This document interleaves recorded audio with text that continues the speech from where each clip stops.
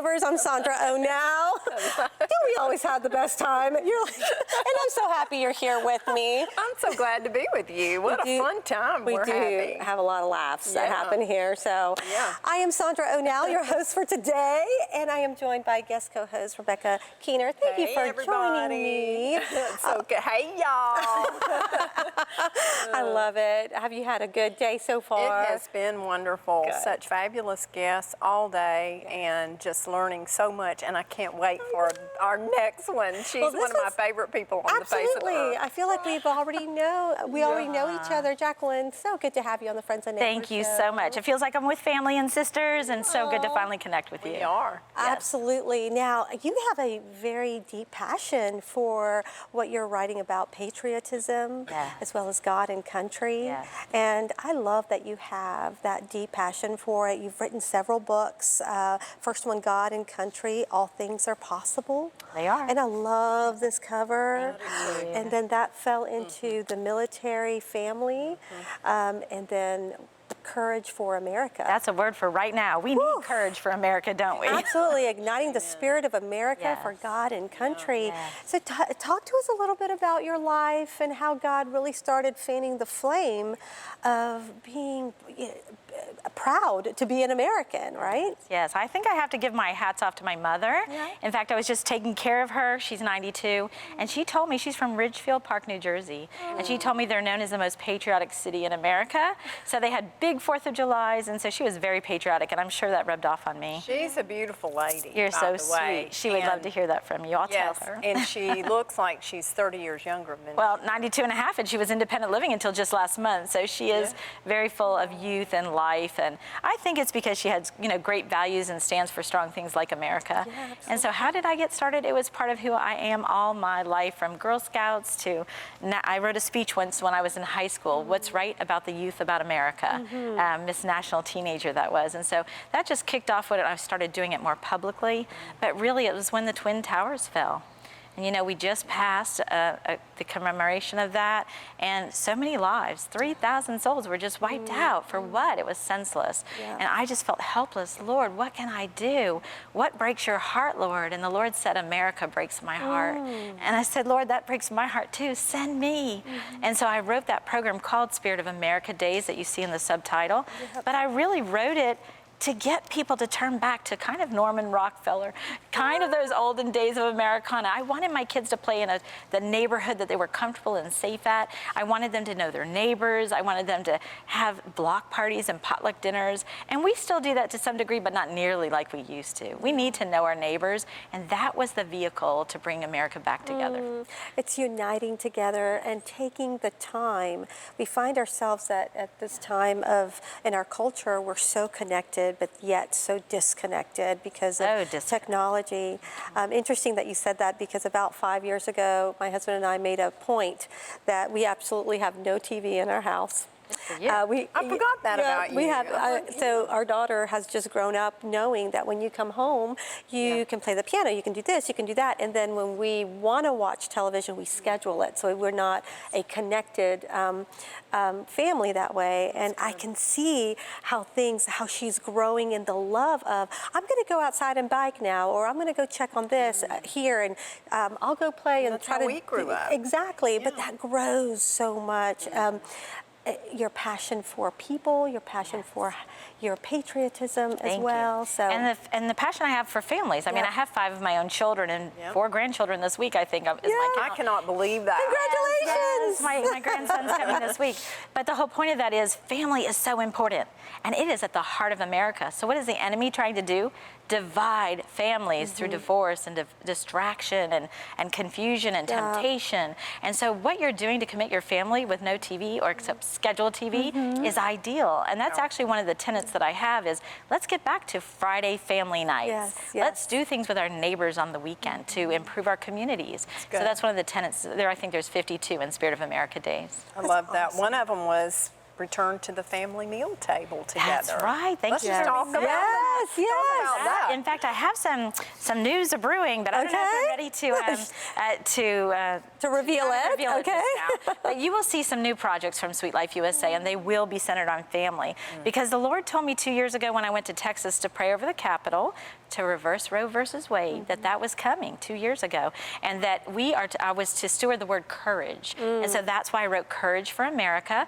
But the tenets of that book are about coming into covenant with the Lord, covenant in your marriage, covenant in all relationships, being equally yoked in business as well as in personal relationships. And then he said, now the most important thing is family. And in this book, Courage for Families, that I'm writing, I have already revealed it about a year ago through other Christian magazines and shows, even at the station. It's going to be about the 10 Commandments. Because what does God want more than anything? Right. Is to clear house, get rid of the world, shut them out, and get back to what he says is the foundation of our truth. And Jackie, I wonder though, and maybe Rebecca as well, in the churches, are we hearing the teaching of the 10 Commandments on the pulpit? I know that Sunday schools maybe, but are we hearing that? And I know Our pastor just wrote a book, Ten Dr. David Cooper. And I think very that's good. wonderful that Yeah. that is coming because, you know, that's the backbone. to It is the everything. backbone. But the thing is, people see it as Yep. the 10 Commandments. Oh, Yeah. it's a rule and order. I learned it. Either it's too legalistic or I Yeah. learned it and I'm done. But the truth is, there's so many layers in the 10 Commandments. Right? When we murder with our lying tongue. Oof. We don't just murder by killing right. our neighbor. We kill their destiny so maybe good. with our words. That's so and so good. you have to go dig deep.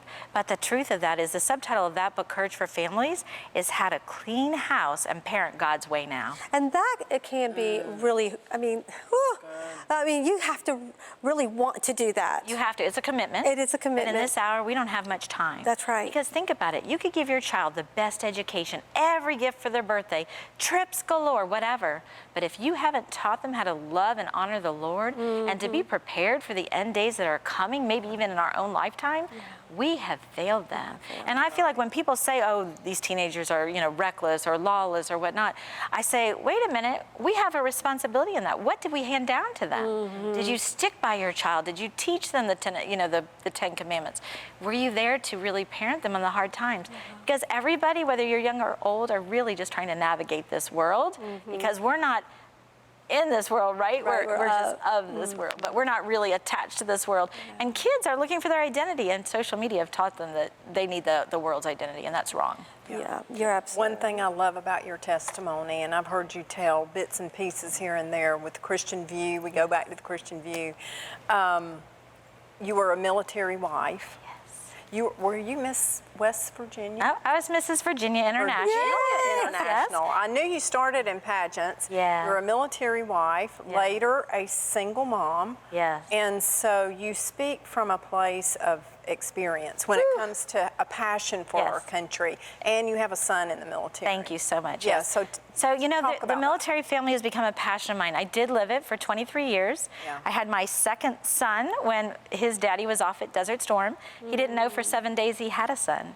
And for 7 weeks he wasn't in his life. And when he came home, they didn't know each other. And so that is the true cost of the freedom that every American gets to enjoy. And so I have a passion for serving and supporting military families. And I just created a national event last year to bring, it's actually called, a little tricky, cocoa, campfires, and camo. And it's a community storytelling event. I love that. And I brought together 100 military veterans from every war, back to World War II, and all the way through the most modern wars, even though we're still, really in battles right now. They're just quieter and colder. But so they could tell their story, what the cost of freedom is. Why don't you eat cherries? Oh, you heard being bombs that night, that kind of thing. These are the things that America needs to know about. Wow. Yeah, absolutely. The Bible tells us to go back and remember what God has done in our lives, right? With the Israelites, that was one of the ways that they were able to retell God's faithfulness in their lives. And I think that's an art, and that's something that we need to also do. And I have that, I'm sitting here hearing you speak, and that's the Spirit telling me that's what you're doing, Jacqueline. I love that because I wrote God and Country, oh my goodness, 2015. And I thought I was supposed to take a group of women, Christian women in media, to Israel. And I went through a whole week, I was planning the tickets and everything, and the Lord said, no, you're not to go, you're to include it in a book about America. Wow. Like, Lord, what is that about? It's because we're to remember our history and to pray for the nation. Yeah. Very good. Okay, that's amazing. So, did you feel like you were able to encompass that? Yes, yes, very much so. Have you been to Israel? I have not yet. The Oh, Lord I has want not to go. I called haven't me. either. I have tried Gotta go a couple see times. Pauline. I know. Dear Pauline sister. Plummer, our dear sister in media. That's right, she's there. Yeah. Oh, Yes, yes, it would be great to go because, you know, America needs to remember it's not about our country. This story that we're going through is part of our destiny, but it's about the nations. And Israel is at the heart because that is the Lord's inheritance. That's right. So that's why I just wrote America Prayed and God Answered. And that cornerstone verse was Psalm 2:8. Ask of me of the nations and they will be your inheritance. And so I said, Lord, I ask you for America and my work is here, but I pray for the nations. And I would be happy to go to the nations for short visits. I have done a lot of traveling, and I think as a result of being a military spouse, I did Sure. a lot of traveling. And the Lord knew that that was on my heart, so He sent me to all 50 states for God and Country. Oh, my That was a goodness. very faith walk. I went with no ticket. I started by just volunteering at an event that night. I got a buddy pass to go, and I Wow. went to, I think it was, I don't know, 16 states in 18 days. And the way we finish in Maine, I literally was at an eye doctor's office visit, and he says, I just got back from a trip. I said, I love to travel. Where'd you come back from? He said, Maine. I said, Oh, that's my my goodness. next stop. I said, that's my 50th state. I can't wait to go. Well, you should go. And I said, well, I have a ticket, but I don't have anywhere to stay. He literally pulled the key out of his practically family mansion that was on the point in Maine and handed it to me. And that's how the Lord finished the 50th Amazing. state. Wow. But when I was there, he had me do this whole story at Archer's Point, which was a restaurant. And oh my gosh, it was a scene. I actually tripped on the tablecloth and my glass shattered everywhere. Oh, no. I was embarrassed until the Lord told me that had to be done. I smited the ground in Maine and he ignited revival. Wow. And he said that is when it started permeating to the other states. Oh, my goodness. So those are fun stories, and the Lord is they are. faithful, so it's easy to do when I know it's not about me, it's That's about right. what He does. And I say, okay, Lord, I'm going to trust you, and I'll take a step. That's right. You know, you do have to trust Him. You Yes. have to trust Him by faith, but then Yes. you also have to add on the works to Yes. it. We're going to take a quick commercial break, but we will be coming back with Jacqueline Arnold, and we'll continue to dive into her books. And we're going to continue to hear her passion behind the patriotism and God and country. We'll see you in a little bit.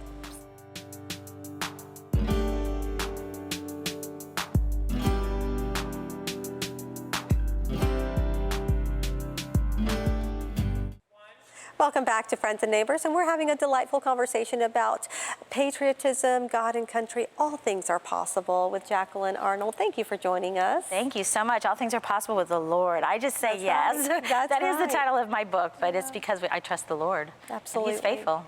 He is faithful. How did your faith grow? As I sit here and I'm watching and listening to you, and it's so inspiring. How did you grow your faith and then be okay with just going and doing it? I don't know if I was always okay. There was one time he told me to go to the airport and he was going to send me to Hawaii.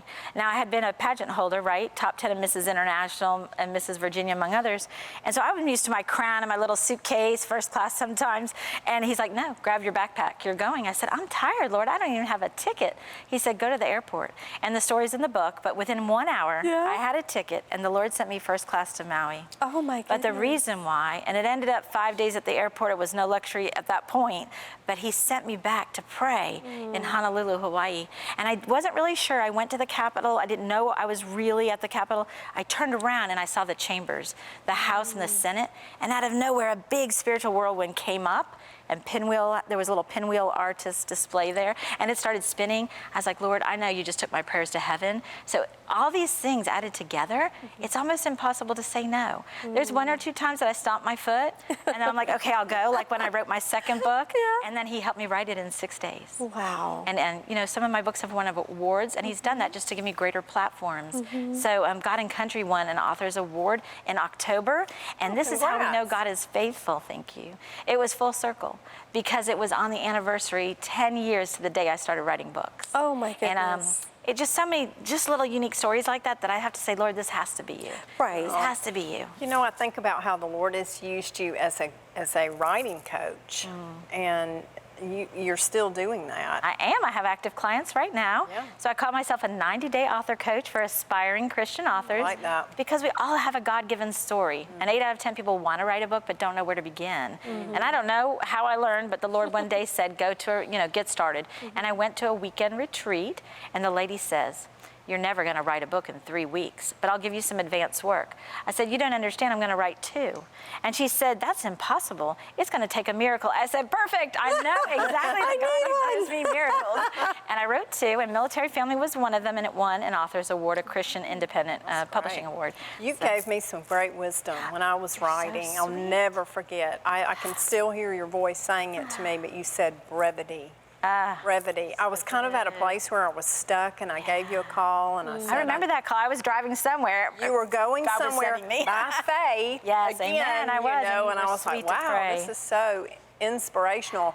But that word brevity just teaching me, to write. And I'm so proud of you for getting your book done and out there. That's what's so important when we're obedient to the Lord. Yeah, and how God uses us, iron sharpens iron, and that's how God's using you to coach other authors and to get their story out. That's what we're supposed to do. That is my goal. I went about 2 years ago, maybe even 4 now. I said, Lord, I'm not going to take business cards anymore. You send me who you want me to work with, and I have to be rightly aligned. They have to know the one true God. Yes. No false forms. Don't bring any, we're going to go through some trauma, but we're going to get you to the victory, and you're going to write about it to free other people. Yeah. I love that. I love that. So, and you started writing how long ago? I've been a writer all my life. Yep. When I was in kindergarten, I wrote a poem about ladybugs and spoke it over the loudspeaker. I love it. And I've written all over, Europe and America through the military, marketing, everything. So anybody can write. You're speaking stories. Yeah. Now, I'm talking nonfiction because that's different than fiction. That's a whole puzzle. Yes. So God really revealed that was your calling at an early age. Yes, very early. And I'll tell you, I had another moment. A very very well-known pastor was at a book signing. And it was at a time I'm imploring the Lord, what do you really want me to do with my destiny, Lord? And I shook this person's hand, and a lightning bolt went all the way through. I'm like, okay, I know exactly what you're calling me to do. And I was in the study of Esther. There was about 15 women, and a kind of emotional time when we're all imploring. And again, I had this revelation I could not deny, and every one of them said, that's it, Jackie, now. And I knew it was the time then. So I want to ask you, your message about courage and courage to raise families for Christ. Can we just talk about that as a mom and grandmother? Give us some practical ways. Well, it takes courage to raise kids, period. Yeah. I have 3 boys and 2 girls, and if you see a few gray hairs, those are my boys. But the girls weren't simple, let me tell you. But they're great kids. They're all college graduates, homeowners in their 20s. Like, they're doing the right thing. I just say that in love, But they are doing the right thing. But does that mean we didn't have bumps? Absolutely not. There were times I'm on my knees praying, crying, sobbing in the prayer closet, and other times just like this week. Oh, thank you, Lord. What a sweet moment. Thank you. I mean, my daughter let me be in the labor room with her and help her with her baby for 10 days. You have to have a relationship to do that. What takes courage is to not be their best friend while you're training them. What takes courage is to say, no, you can't go to your best friend's house today because they're showing rated R movies and you are not watching that. And what takes courage is to say, no, you're not doing a sleepover and you're not driving your car when you're 17 when there's all sorts of opportunities between midnight and 7 a.m. Did I trust them? I trusted them. But did I know that they needed boundaries and strict love? Yes. I love hearing that. I mean, parenting is so hard. I mean, it is gut-wrenching. Not for the faint Oh of my heart. goodness. Because I've got a tween approaching, and she's wonderful. She's got such a great heart.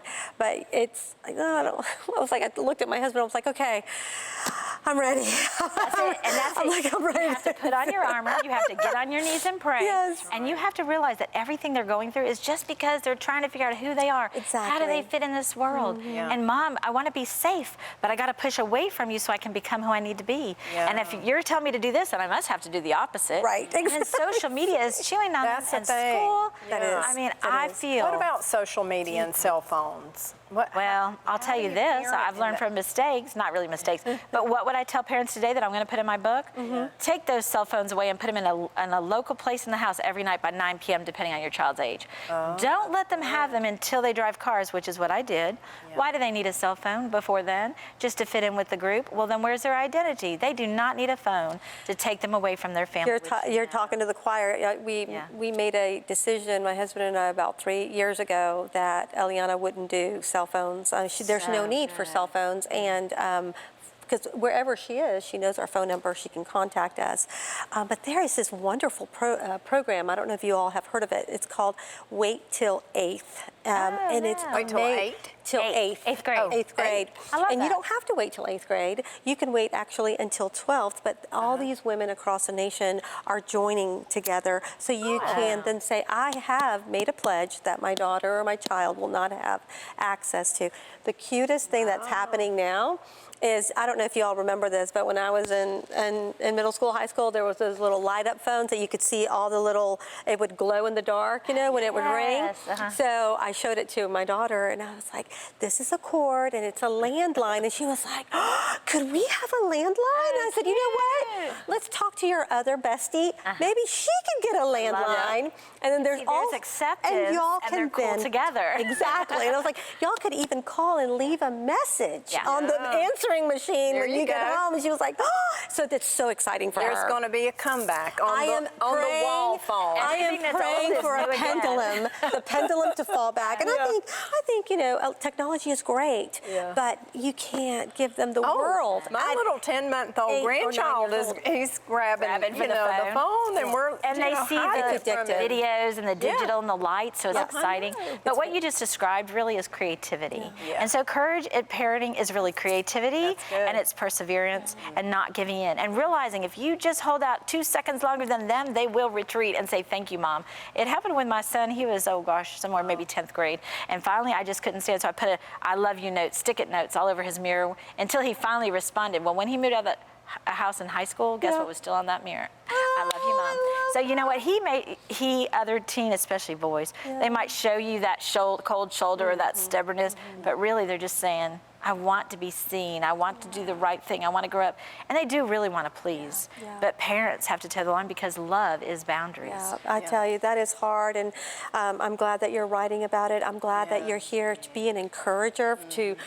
They call me a young mom. I don't feel like a young mom, but it's because I have a child that's young. But I'm like, God, help me link hands with other moms that have gone ahead so then we can be courageous together. I love it. I love that, yes. And so, in fact, I'm going to kind of merge the military family. I started that national initiative for cocoa, campfire, and camo. But in the spring, during National Picnic Day, I'm going to do one for families that merges with the military family, so we can come together and say what makes us different in the military. How can we raise our parents, our children, our families? How can we come together and be stronger as family units with like-minded friendships, as neighbors, as community, and make a stronger America? Because there is still plenty of time for that, and people do not need to lose hope. Jacqueline, how can people get a hold of you and reach you? Well, thank you. I'm very accessible. Social media, my website, Sweet Life USA, is the best place, sweetlifeusa.com. There's a contact page there, and also at sweetlifeusa.com is my email as well. So. I love that, Sweet Life USA. And when I think about you, that's what I think about. It is a sweet life. I think it's a sweet life, and with Jesus Christ. And that's exactly how it came to be. Exactly. I was going through a season of time after my MBA, and it wasn't working out. And I said, "Isn't that sweet?" And the Lord said, "It is," and I'm going to show you. I love it. You'll have to come back. It's a delight to have you here. Thank you for being I can't believe our time is over. I love you all. Likewise. But you know, hold on tight. After this commercial break, we are going to be hearing from Rebecca. She's got some wonderful things that she's going to share with us. So take a moment, get some sweet tea maybe, and then come back after the break. Good idea.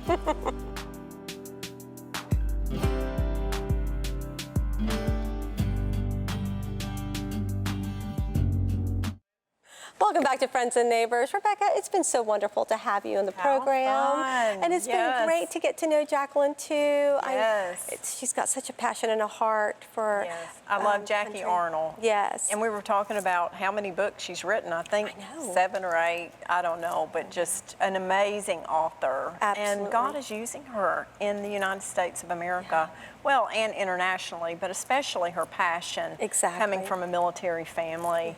And what a lovely person she is. And the Lord really used her to help me push through. And that's what I heard. Yeah. So not only is she giving back to Yeah. her country, but she's also giving back to others, which is Absolutely. amazing, and She's her a great- friends. yeah. So talk to us about what you're doing with ministry. You've got a devotional coming out, Yeah, well, or it's already out. It's already out, Holy Spirit 365, Yep. and it's just a little snippet to remind everybody every day of the Holy Spirit. Oh, I love it. And I Little love prayer, the cover. little We just saw the scripture. cover, which Thank is you. great. Thank and I you. can't wait to see it. You know, I've been so bad in social media lately, trying to respond to things, but I think I need to do a little bit better. But you need to get connected with Rebecca. Tell us your social media real quick, or how people can reach you. Yeah, people can find us at alwaysmoretv.org, alwaysmoretv.org, because no matter how much we know about the Lord or think we know, there's always more. Oh, I love that. Yes, there is. Rebecca, thank you again for